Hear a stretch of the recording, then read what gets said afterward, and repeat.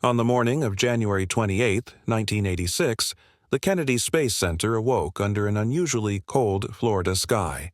Frost clung to metal railings, ice-coated parts of the launch pad. Yet millions of eyes were fixed on a single moment that promised inspiration. Space Shuttle Challenger stood ready for launch, mission STS-51L, carrying 7 crew members. Among them was Christa McAuliffe, a schoolteacher chosen to become the first civilian educator in space.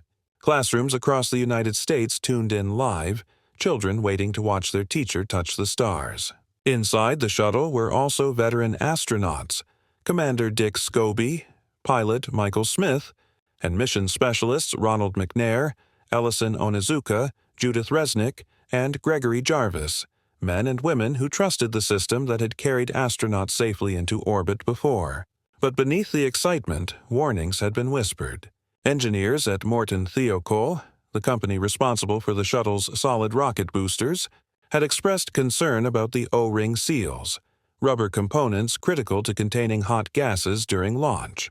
They feared that the unusually low temperatures could cause the O-rings to lose flexibility and fail.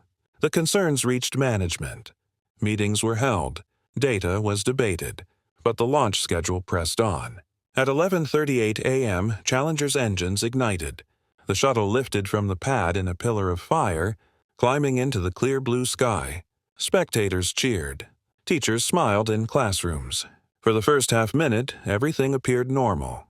But at 73 seconds after liftoff, a small flame escaped from the right solid rocket booster, exactly where engineers had feared it might. The compromised O-ring allowed superheated gases to burn through the booster's joint, slicing into the external fuel tank. In an instant, structural integrity was lost. A massive fireball erupted as liquid hydrogen and oxygen ignited. Challenger was torn apart high above the Atlantic Ocean. Not an explosion in the traditional sense, but a catastrophic breakup caused by overwhelming aerodynamic forces. The shuttle vanished into white trails of smoke, forming a twisted Y-shaped scar across the sky. On the ground, cheers turned to confusion, then to silence. Mission Control stared at their screens, waiting for a response that never came.